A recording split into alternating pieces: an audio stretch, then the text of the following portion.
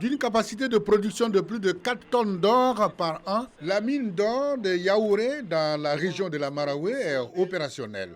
Les responsables de la dite mine viennent de procéder à l'ouverture officielle de leur usine de traitement des minerais, en présence du ministre des Mines, du Pétrole et de l'Énergie.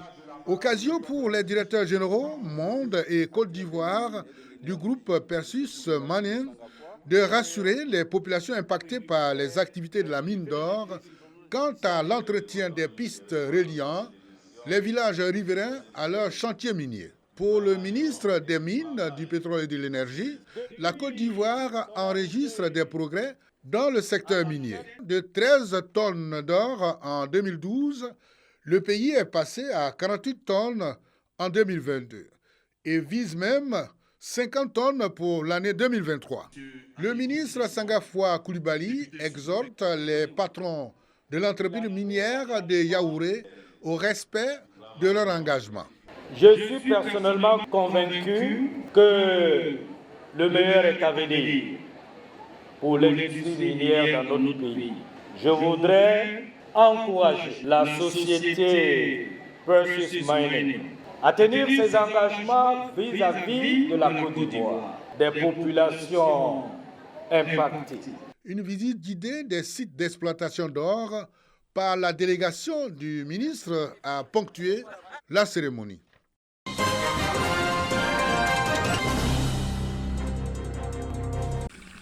Sur cet espace aménagé dans le village de Diamanasso, à 4 km de la ville de Kong, 10 bassins piscicoles d'une capacité de 32 mètres cubes et alimentés par une pompe solaire sont en construction. Ici seront produits des poissons, spécialement des tilapias, pour l'accroissement de la production halieutique dans la région nord. L'initiative est portée par le projet d'aquaculture hors sol à pompage solaire, une opportunité pour les populations. Quand je vois la quantité de produits halieutiques qui arrivent d'Abidjan congelés et qu'à partir de ces étangs, nous allons avoir du poisson frais. Là, c'est déjà quelque chose. Tout ça, c'est possible parce qu'on a réussi à capter l'eau par l'énergie solaire. Nous avons une pompe solaire qui est derrière nous, juste derrière nous. Et avec les panneaux solaires, il y a la pompe qui marche, qui envoie l'eau dans cette citerne qui alimente les bassins. Et c'est comme ça que nous faisons l'aquaculture. Le projet aquacole de Kong, en phase d'expérimentation, va générer des emplois directs et indirects dans le département de Kong et dans toute la région du Tchologo. Financé par le FONSTI, Fonds pour la science, la technologie et l'innovation à hauteur de 25 millions de francs CFA, ce projet va durer 15 mois. Nous voulons donc, à travers la science et la technologie, aider nos populations à produire pour elles-mêmes et par elles-mêmes donc du poisson frais de consommation. Le Fonds pour la science, la technologie et l'innovation invite les universités à plus d'engagement dans la recherche, mais aussi à promouvoir les secteurs innovants en vue de répondre aux besoins et attentes des populations.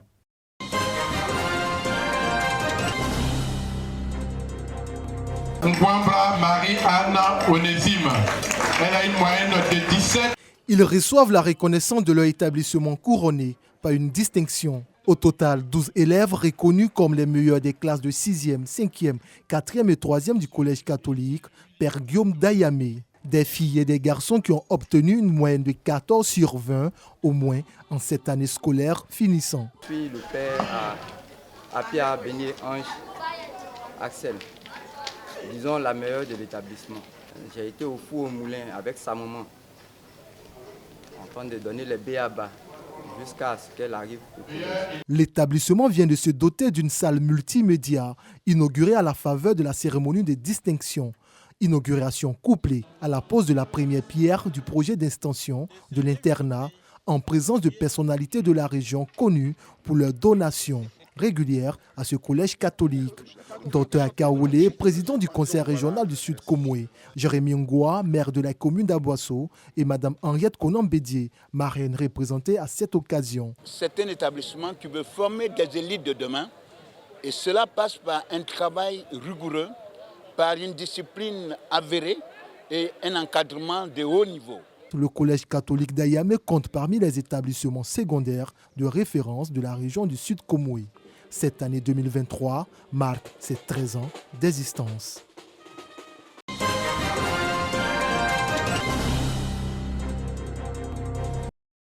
Le lycée Mami Fetteh de Bingerville remporte la première édition du Grand Jeu Concours des excellents adolescents 2023 et le prix Dambélé Fousseni, DG de la RTI. C'est un concours inter-école qui prend en compte les talents des jeunes filles du lycée Mami Fetteh. Ce concours, dont les sujets élaborés comme la drogue, la grossesse, le respect des parents, la mauvaise fréquentation en milieu scolaire, a été largement discuté et bien maîtrisé par les candidats à travers les rubriques comme la poésie, le théâtre et les ateliers.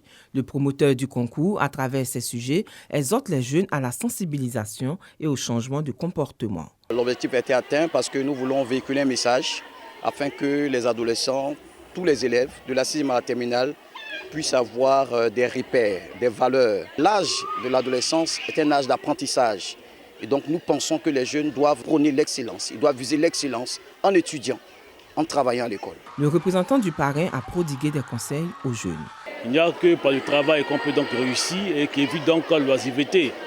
Et il faudrait que nos élèves, n'est-ce pas, évitent les raccourcis avec les mauvaises fréquentations. Mais surtout, il faut qu'ils soient, n'est-ce pas, des élèves disciplinés qui écoutent, n'est-ce pas, leur encadreur, leurs parents.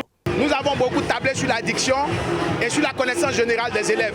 Pour sélectionner le premier de la compétition, le lycée dans lequel nous avons organisé. Ce sont au total 5 établissements qui ont compéti pour cette première édition.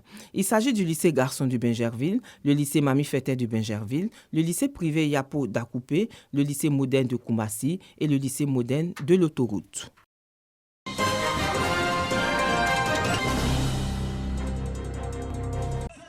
Cours du foyer Nanan Lossi 3 d'Assoumvoué, village de la sous-préfecture de Toumoudi. Toumoudi célèbre avant l'heure la paix complice de la famille, le père et la mère.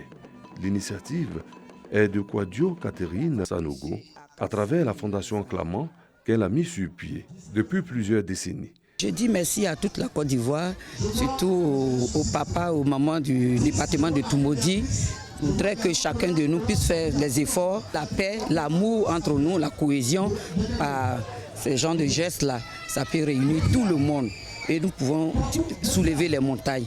Cette double célébration est dédiée à la paix et met en scène le président pays de la Fédération pour la paix universelle, Akasaye Lazare, président du conseil d'administration de la RTI, qui a animé une conférence avec pour thème Population, paix, cohésion sociale et communication. Les principes de paix sont applicables partout et sont capables de nous aider tous en tant qu'êtres humains à surmonter les barrières qui nous divisent et à embrasser la réconciliation et la cohésion pour bâtir des communautés pacifiques et solidaires. Les représentants du président du Sénat, patron de la cérémonie, et les autorités locales s'associent pleinement à l'initiative. Aujourd'hui, nous sommes à un épisode de bonheur, de paix, de joie, de cohésion sociale. Jean Kwadio se tient là pour dire à ses parents que c'est de cette façon qu'il faut vivre. C'est de cette façon qu'il faut construire la Côte d'Ivoire. Cette cérémonie, parrainée par le ministre de la Communication et de l'Économie numérique, Amadou Koulibaly, porte-parole du gouvernement, a vu la remise de présents à de nombreux pères et à de nombreuses mères, et cela dans la joie.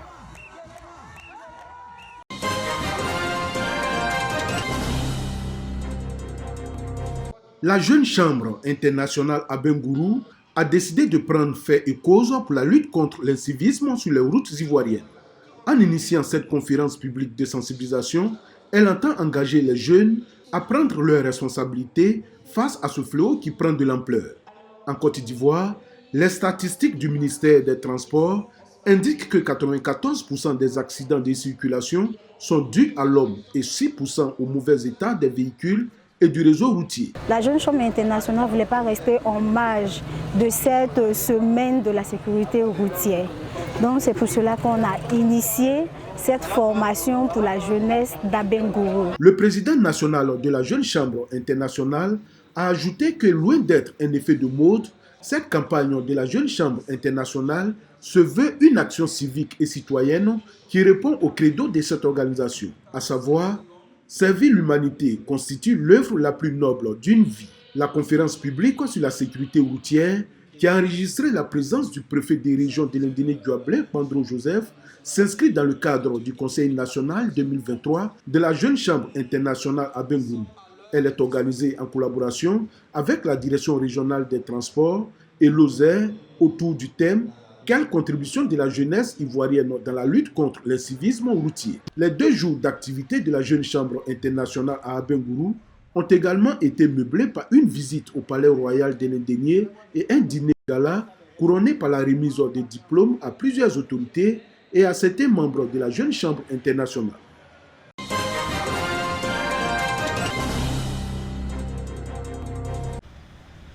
Des seaux d'eau, des baignoires pour bébés, du savon, des couches à une dizaine de nouvelles mamans et à de jeunes patients du service de pédiatrie du CHR de Divo. La remise a été faite par les femmes de l'association Ansardine, accompagnées des responsables de leur communauté. Et nous sommes honorés de ce geste de la communauté Ansardine de Divo. Et ces cadeaux-là vont soulager nos mamans.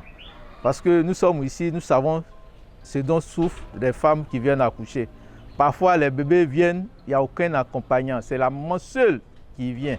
Chaque année, à l'occasion de la célébration de l'anniversaire du guide spirituel de leur communauté, les membres de l'association Ansardine de Divo initient une série d'actions sociales dans des centres de santé.